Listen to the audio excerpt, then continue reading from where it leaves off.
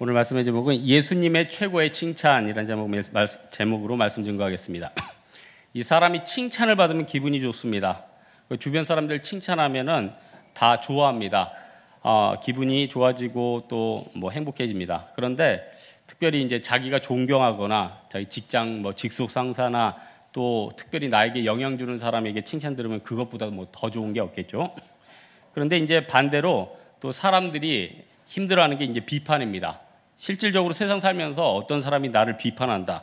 그것처럼 힘든 게 없죠. 특별히 나에게 영향을 많이 주는 직장 상사나 주변에 있는 사람들이 나를 비판한다. 그러면은 그것 때문에 얼마나 스트레스를 많이 받습니까?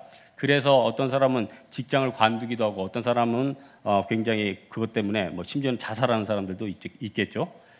늘 멸시만 받던 사람들은 괜찮은데 또 칭찬 많이 받다가 비판당한 사람들은 또 스트레스가 더 큽니다. 제가 지난주에 무슨 신문 기사 보니까 요즘 월드컵 많이 하지 않습니까? 지금 브라질 선수들이 굉장히 스트레스를 많이 받는데요. 왜냐하면은 늘 그 사람들은 칭찬만 받았습니다. 축구의 지배자.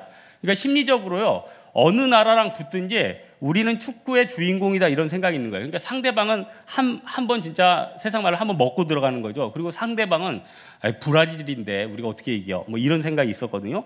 근데 이번에 엄청나게 지니까 어떻게 됩니까? 굉장히 스트레스도 받고 지금 그 사람들은 지금 죽을 맛이겠죠. 성경에 보면은요, 예수님께서 늘 칭찬만 한 것도 아니고 늘 또 비판만 한 것도 아니에요. 이게 적절히 있습니다. 어떨 때 바리새인이나 사두개인들 같이 외식하고 다른 사람들 비난하고 하나님을 마음으로 섬기지 않을 때는 이 독사의 자식들아, 그냥 마음에 사랑이 없을 때 이렇게 막 비난을 하셨죠. 반대로 칭찬할 때는 야, 이만한 믿음이 없다. 누가 또 나를 손댔느냐. 이 여인만한 믿음이 없다. 저 과부 봐라. 저 2달란트, 두 데나리온 다 누구보다 많이 드린 거다. 칭찬하지 않습니까? 우리 예수님의 관점이 어떻게 보면요, 참 우리 인간하고는 좀 다른 것 같아요. 우리는 이런 생각을 합니다. 우리가 너무 많이 주변 사람들 의식하거든요. 근데 여러분 생각해 보십시오. 결국 나중에 하나님 나라에 가서는 우리가 주변 사람들 의식한 거, 외식한 거 이런 걸로 아마 상금 하나도 못 받을 거예요. 그냥 실질적인 거. 여러분 공부 많이 하신 분 알겠죠? 저도 잘 모르겠는데 공부 잘하신 분들은 하면서 그거 알죠? 자기가 이만큼 열심히 하면 이게 많이 들어오는 거구나. 자기 실력을 자기가 느끼죠. 하지만요, 주변 사람들에게 막 머리띠하고 나름대로 열심히 하고 막 독서실에서 2시까지 놀다 오고 그러면요, 결국 그 사람에게 남는 건 하나도 없어요. 결국 본질적인 건요, 그 사람의 믿음이고 그 사람의 헌신이고 그 사람의 자세라는 거예요.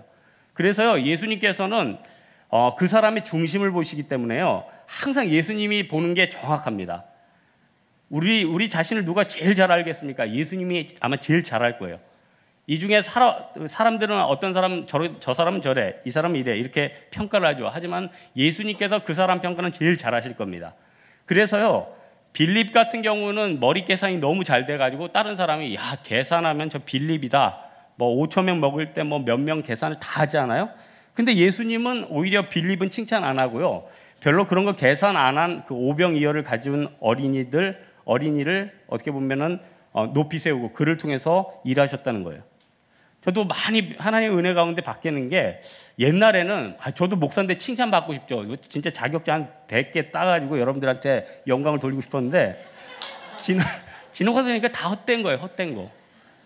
한식 조리사, 보디빌딩 3급 자격증, 여러분 다 만만한 거 아닙니다. 내가 그거 다 딴 다음에 진짜 어려운 내 자격증 전지를 샀어요. 이거 붙으면 직업마저 바뀔 만한 그런 굉장히 강력한 거였는데, 기도 가운데 제가 그거 다 지금 버리진 않고 옆에다 놔둔데 결국 지나면은 남는 게 없대요. 여러분, 사람은 다 똑같아요. 목사라고 노후 걱정 안 하고 목사라고 먹는 거 걱정 안 하고 다 인간이 좋아하고 인간이 고민하는 건 다 똑같아요. 하지만요, 하나님께서 어떤 사람은 어떤 직분에 맡겨주셔서 그 부분에 있어서 어떤 부분 헌신하게 하시고 어떤 부분 포기하게 하시고 어떤 부분 뛰어들게 하나님께서 만드신다는 거예요. 중요한 게 무엇입니까? 목사든 평신자든 우리 하나님 앞에서 실질적으로 내가 하나님 앞에 드리는 마음과 마인드나 헌신, 이런 것으로 우리에게 평가받는다는 거예요. 여러분, 이 시대가 어떤 시대입니까? 아마 우리 장년분들은 아실 거예요. 80년, 90년대까지만 해도 참 돈 벌기 쉬웠어요. 왜냐하면 그때는요 인터넷 시대가 아니었기 때문에요. 물건 하나를 팔더라도 이 동네에서 안 되면은 뭐 저 동네에서 안 하면 다른 지방. 왜냐하면 정보 공유화가 이게 안 되니까 이문도 많은 거예요. 근데 지금 어떻습니까? 나라에서 이제 우리 교회도 아마 사업하시는 분들 많죠. 이제 나라에서 세금은 걷어야 되겠고 세계적인 지금 뭐 경쟁 시대 아닙니까? 그러니까 어떻게 돼요? 막 부가세하고 또 그거 친구 안 하면은 뭐 파파라치 시키고 그러니까요. 지금 옛날보다 굉장히 클리해졌어요. 사회가 굉장히 클리해졌어요. 클리해졌다는 것은 속을 염려가 적어졌다는 동시에 돈 벌 기회가 굉장히 줄어들었다는 거예요. 여기 청년들 많지만은 요즘은 스펙도 뭐 다 어학연수에, 저도 어학연수 갔다 왔습니다. 근데 어학연수에 뭐 무슨 자격증에 뭐에 하도 많으니까 지금 어떻게 해요? 지금은요 특별한 스펙 쌓겠다고 오늘 이번 주 신문 보니까 무슨 에베레스트를 올라가고요, 남극을 횡단하고요, 유라시아 15,000km 자전거로 횡단하고, 아니 진짜 장난이 아닌 거예요. 남과 똑같아서는 자기를 나타낼 수가 없는 거예요. 그러니까 그만큼 살기가 힘들어진 거예요. 그만큼 경쟁은 세진 거예요. 그만큼 승자 독식의 시대가 됐다는 거예요. 이 시대 때 뭐가 필요합니까? 뭐 옛날에 세계화에 관한 유명한 책이 있었잖아요. 그 뭐죠? 뭐 렉서스와 올리브나무, 그 다음에 뭐 세계는 평평하다. 그 세계는 평평하다 그 주제가 뭡니까? 다 이 대중화된 시대에서는 독특하게 너만의 그거를 개발해야 산다. 그거 아니에요. 컨베이어 벨트 돌아가듯이 똑같은 거, 남들 따는 거 똑같이 하고 남들 따는 거 똑같이 헌신하고 뭐 그러다 보면은 똑같이 부속. 그러니까 남이 나를 대처할 수 없는 사람이 돼야지 강하다. 근데 어떻게 보면요, 그게 세계적인 무슨 석학의 책 같지만 성경에서 강조하는 내용이거든요. 성경에서는 우리 각 사람들에게 하나님께서 각자의 달란트를 주셨고 그 사람에게 뭐가 필요한지 예수님께서 은사와 헌신할 수 있는 장소를 해결해 주셨잖아요. 여러분 이 시대에 참 똑똑한 사람 많습니다. 검색 잘하는 사람 많습니다. 언어 잘하는 사람 많습니다. 운동 잘하는 사람 많아요. 그런데 이 시대에 예수님은 뭐라고 합니까? 이 시대 진짜 믿음 있는 사람 되었다고 그래요. 믿음. 그러면요 다른 건 몰라도 내가 좀 믿음이 좋거나 내가 좀 남들보다 기도를 많이 하거나 내가 남들보다 전도에 많이 나가거나 그러면 그게 영적으로 특화되는 것 아니겠습니까? 그게 나중에 하나님 나라에서 얼마나 많은 상급 받겠어요. 그게 영원한 면류관 아니에요? 그러니까 예수 안 믿는 사람이 영원히 지옥 가는 것도 끔찍하지만 우리 여러분 아무 일도 안 해가지고 하나님 나라에 가가지고 영원히 후회하는 것도 너무 끔찍해요. 그렇지 않아요? 선교 갈 수 있는 기회 있었는데 그때 못 가고 또 내가 어디 헌신할 수 있고 드릴 수 있었는데 그때 못 드리고 아마 지옥 가는 사람들도 후회하겠지만 예수님 앞에서 믿음 가운데 신앙생활하면서 헌신의 기회를 놓친 사람들도 굉장히 많이 후회할 겁니다. 오늘 본문에 보면요 믿음이 아니라 이 제자들이 나오고 그 간질병 걸린 또 귀신 들린 아이의 이 아버지의 이런 스토리가 나오는데 이분들 통해서 예수님께서 우리에게 뭘 중시 보시고 어떤 걸 칭찬하는지 좀 봤으면 좋겠습니다. 일단요 본문의 배경이 뭐냐면은 베드로, 야고보, 요한이 이제 그 예수님 따라서 변화산 올라갔죠. 변화산 올라갔는데 예수님이 한 바퀴 쭉 도니까 옥시크림 빠진 것처럼 하얘졌단 말이에요. 그리고 모세와 엘리야까지 만나는 놀라운 체험을 했다는 거예요. 이거 대단한 것 아닙니까? 뭔가 보여주는 거예요. 우리는 그렇게 보기를 원하는데 이 사람들 본 것 아니에요? 근데 문제는 뭐냐면 봤는데 체험을 현실로 연결시키지 못했다는 거예요. 여러분 우리는 그런 생각하죠. 예수님 나에게 뭘 좀 보여주십시오. 그거 보면은 내가 뭔가 할 수 있을 것 같죠. 그런데 알고 본다고 할 수 있는 게 아니에요. 여러분 축구하면은 저거밖에 못하냐? 실제적으로 여러분 뛰어보십시오. 그거 되는지. 여러분 호나우두나 메시나 그렇게 그림같이 나오는 선수들은요 60억 명 중에 한 명이에요. 하나님이 60억 명 다 그렇게 발놀림이 빠르게 하지 않았다고요. 저도요 제가 그런 얘기 안 할래요. 십자가만 자랑하겠습니다. 어쨌든 중요한 거 보니까 믿음도 이만한 믿음이다. 이거 어떻게 보면 60억 분의 1이고 어떻게 보면 제자들보다 더 칭찬받는 사람들도 있었잖아요. 근데 문제는 뭐냐면은 이들이 봤지만 못했다는 거예요. 그래서 9장 40절 보면은 제자들이 능히 못하더이다. 예수님께서 이미 능력 주셨어요. 보여주셨어요. 귀신을 쫓아낼 수 있게 권능을 허락해 주셨어요. 그런데 왜 못한 것입니까? 그게 보고 안다고 되는 게 아니라는 거예요. 그게 체득화되는 거예요. 체득화. 그러니까 여러분, 이 중에요, 어떤 분야에서 자기가 일하는 사람 있죠? 솔직히 한번 돌아보세요. 자기 직장에서 내가 가지고 있는 지식과 내가 가진 역량 아마 다 써가지고 쓰면은 글쎄 책 한 권도 안 나올걸요? 책 한 권도 안 나올걸요? 그런데 그걸 가지고 평생 먹고 사는 사람들도 많죠. 우리가 속히 그 전문가라고 하는 분들도요, 연구 안 하고 그거 우려가지고 먹고 사는 분들 굉장히 많습니다. 뭐 구체적으로 일일이 나열하다면 끝도 없는 거예요. 그러니까요, 계속 연구하고 고민하는 사람들이 굉장히 강해지는 거죠. 그래서요, 믿음도 그래요. 역사적으로 믿음 있고 칭찬 있는 사람들은 정말 하나님 앞에 자기 믿음을 계속 하나님 앞에 시험하고 확신 가운데 나아가고 헌신하고 나아갔다는 겁니다. 그런데 옛날에 들었던 말씀 그 하나만 가지고 계속 살아가는 사람들은 어떻게 됩니까? 예수님께서 41절에 그렇죠. 믿음이 없고 패역한 세대요. 제자들이 늘 믿음이 없었겠습니까? 언제는 있고, 하지만 또 나중에 이제 예수님께서 돌아가시고 그 다음에 고난 가운데 일어난 다음에 다시 한번 믿음을 얻었겠죠. 중요한 건 뭐냐면은 인간은요 늘 배반하고 늘 까먹는다는 겁니다. 하지만 중요한 게 뭐냐면 그때 깨달음이 있고 지식이 있을 때, 하나님께서 알려주셨을 때 우리는 거기에 들어가야 된다는 거예요. 그래서 마태복음 6장에 보면은 예수님께서 그렇게 얘기하는 게 뭡니까? 좁은 문으로 들어가라.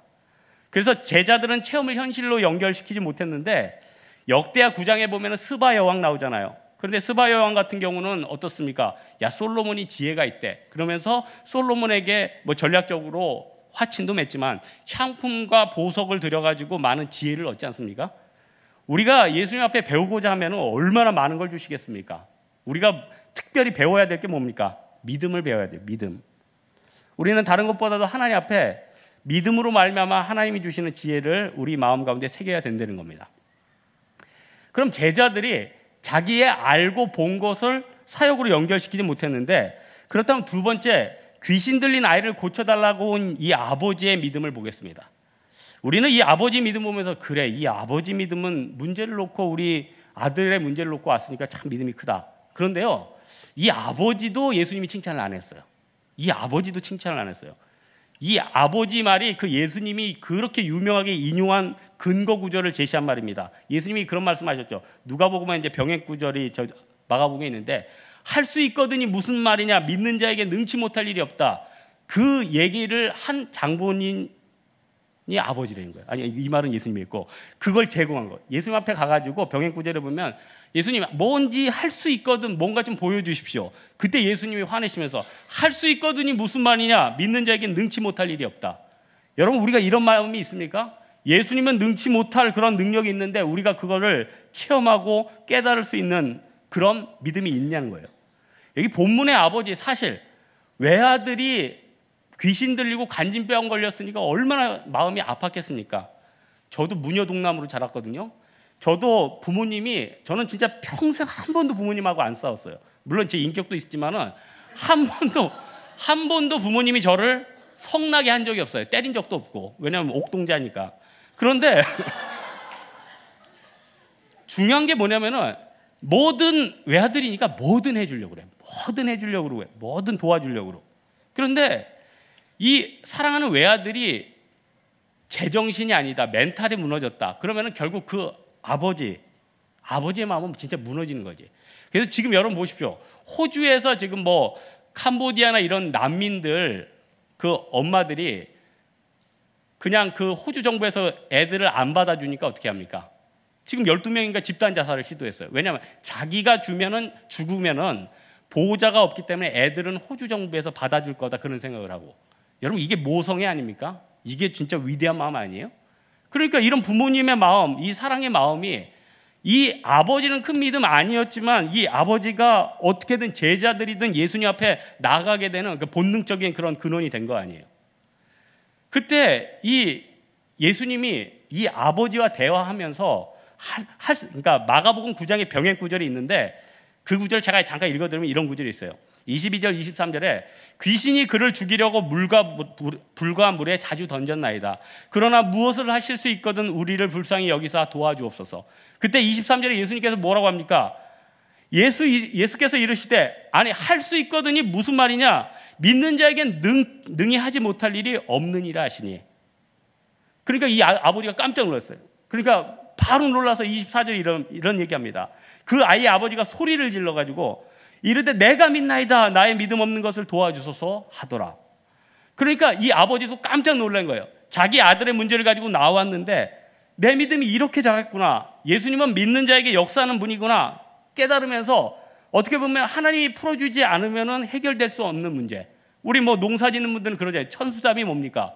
하늘에서 물을 주면은 농사를 짓고 물을 안 주면 그냥 그 해 농사는 끝나버리는 그런 상황이 되는 거예요. 여러분, 우리들의 문제들 가운데 이 귀신 들린 아이의 문제같이 내가 손댈 수 없는 분이 얼마나 많습니까? 건강의 문제.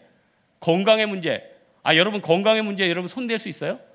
그러니까 여러분 독일의 여러분 슈마허 같은 경우는 옛날에 7관왕이었죠.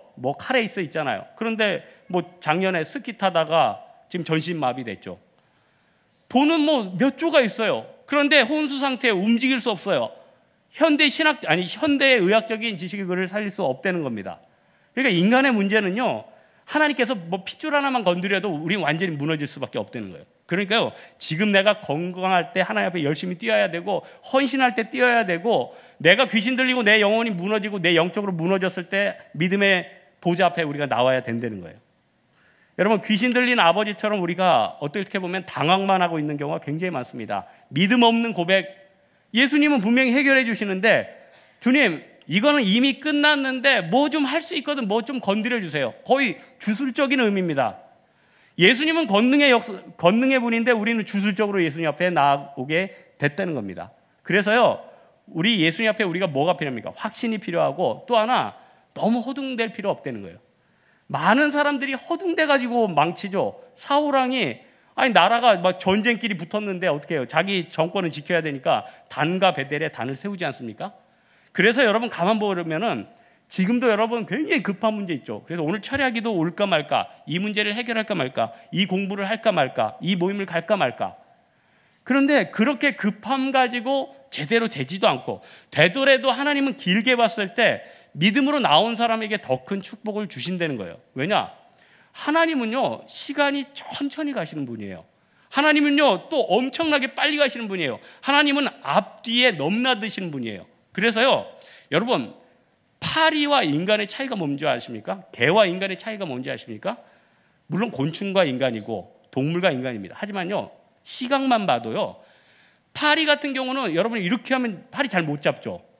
파리는 굉장히 이 시각이 슬로우 모션으로 간다는 거예요. 인간이 빨리 간다고 하는데 파리채가요, 파리한테는 두두두두 하고 이렇게 오는 거예요.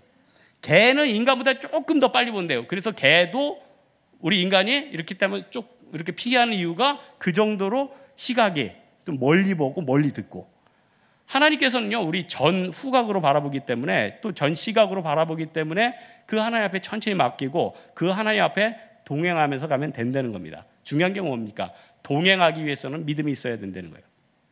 그렇다면 마지막을 통해서 정말 칭찬받기 위해서 뭐가 필요한 거예요? 우리는 칭찬이 뭐냐? 믿음이 뭐냐? 여러분, 믿음이 뭡니까? 나 예수님 믿어. 나 헌신해. 이게 믿음입니까? 어떤 사람은 굉장히 바리새인처럼 완벽해 보여요. 퍼펙트해 보입니다. 어떤 사람은 참 날라리 같아요. 근데 어떤 사람은 하나님 칭찬해요. 어떤 사람은 바리새인이라고, 회칠한 무덤이라고 합니다. 그 근원이 뭘까? 하나님께서 칭찬하는 사람들 가운데는 축복 주신 게 하나 있는데, 그 사람 가운데 심성에 좀 영안이 열리도록 해주시는 것 같아요. 그 사람이 어떤 사역을 보면은 앞뒤가 보이고, 진짜 그래요. 믿음이 깊은 사람들은요, 앞뒤가 보이는 거예요. 우리 장년분들도 인생 오래 살다 보니까 젊은이들 보면 제가 어떻게 살다 어떻게 끝날지 보이죠. 제가 어떻게 하다 제가 싹수가 좀 있는 애면 저가 나중에 잘 될 거다. 대충 우리 인생은 흘러가는 대로 갑니다. 그래서 어른들은 그걸 봐요.